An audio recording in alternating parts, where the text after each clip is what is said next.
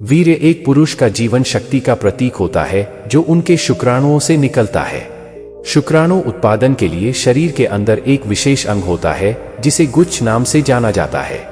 इस गुच्छ में शुक्राणु तैयार होते हैं जो वीर्य के रूप में निकलते हैं। शुक्राणुओं का उत्पादन एक प्रकार का आंतरिक संवेदनशील प्रक्रिया होता है जो पुरुष के हार्मोन टेस्टोस्टेरोन द्वारा नियंत्रित की जाती है।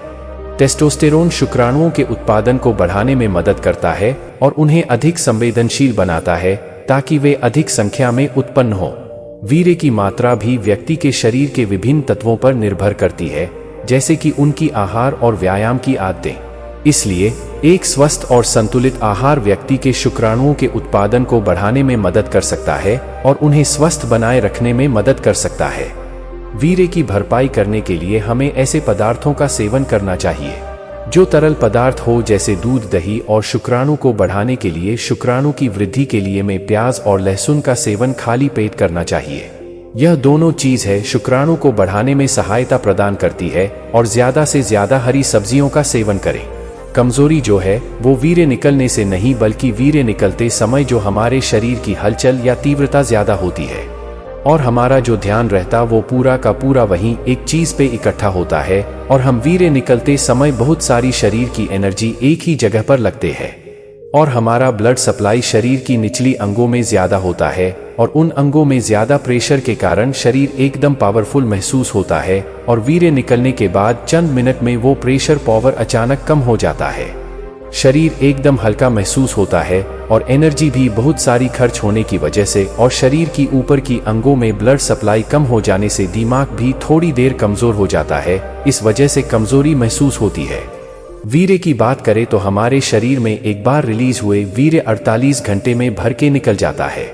वीर्य और कमजोरी का कोई संबंध नहीं, वीर्य की प्रोसेस तो चलती ही रहेगी। दोस्तों, किसी सफल इंसान ने क्या बढ़िया लाइन कही है कि आप जिस काम को जितना ज्यादा समय दोगे आप बनोगे भी वही। दोस्तों, मुझसे बहुत से लोगों का यह सवाल रहता है कि वीर्य बचाने से हमारे दिमाग पर क्या असर पड़ता है।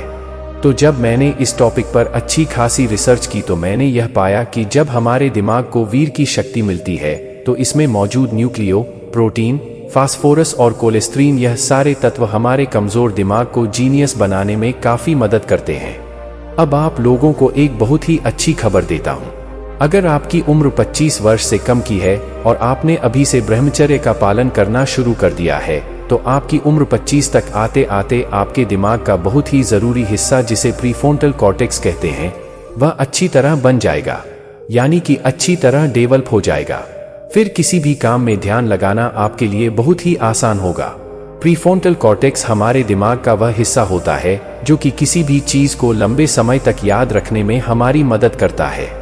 इसीलिए हमारे सनातन धर्म में बच्चों को 25 वर्ष तक गुरुकुल में ही रखा जाता था ताकि सभी बच्चों का दिमाग और शरीर सही डिसिप्लिन से काम करे, क्योंकि तब आपकी सोचने समझने की शक्ति एकदम मैच्योर इंसान की तरह हो जाएगी। आपकी ब्रेन की कैपेसिटी बढ़ जाएगी। आप किसी भी चीज को आसानी से लंबे समय के लिए याद रख पाओगे। आपका ब्रेन जल्दी नहीं थकेगा, जिससे आपकी समझ बढ़ेगी। फिर आप में अच्छे और पॉजिटिव विचार आएंगे। आपका अपने ऊपर पूरा कंट्रोल रहेगा और फिर आपके अंदर हार मानने की डिक्शनरी का हिस्सा ही नहीं होगा। ऐसे में दोस्तों, जितनी कम उम्र में आपकी ब्रह्मचर्य की शुरुआत होगी उतना ही आपके पास सुनहरा मौका होगा दिमाग की शक्ति को बढ़ाने के लिए। इसलिए इस वीडियो को आपके घर के यहाँ आस पड़ोस के बच्चों को जरूर दिखाएं, शेयर करें।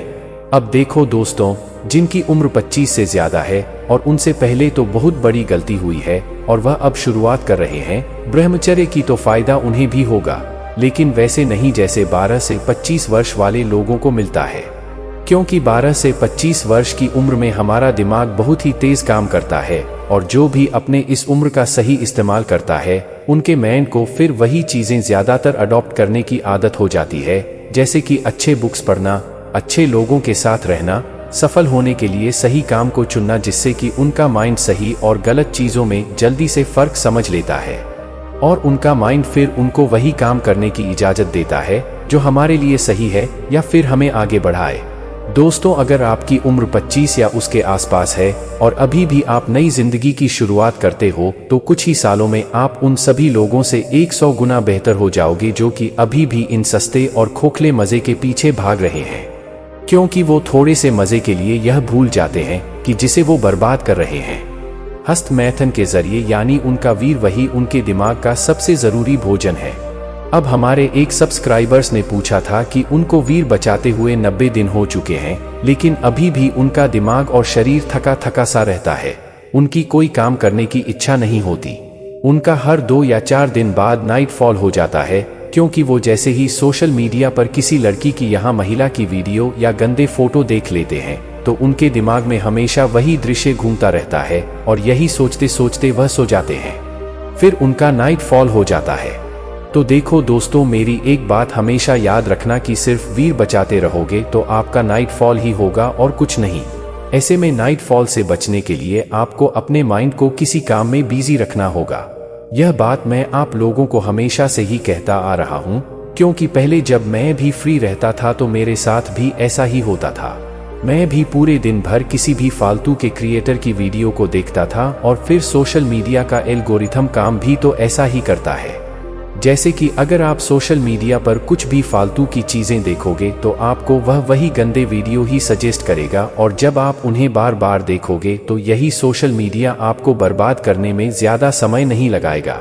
इसलिए जैसे ही मुझे यह समझ आया कि यार यह सब मैं क्या देख रहा हूँ, तब मैंने खुद से सवाल किया कि इससे मेरी जिंदगी में क्या बदलाव आएगा। क्या यह मुझे मेरी जिंदगी में आगे बढ़ाएगा या फिर पीछे ले जाएगा? क्या यही गंदे चीजों को देखने के लिए मेरे माँ पिताजी ने मुझे बड़ा किया? नहीं दोस्तों, हम जिंदगी में कामयाब होने के लिए आए हैं। हम उन गरीब और बेसहारा लोगों की मदद करने के लिए आए हैं। हम खुद भी अमीर और कामयाब बनने के लिए आए हैं और लोगों को भी कामयाब बनाने के लिए इंस्पायर करने आए हैं।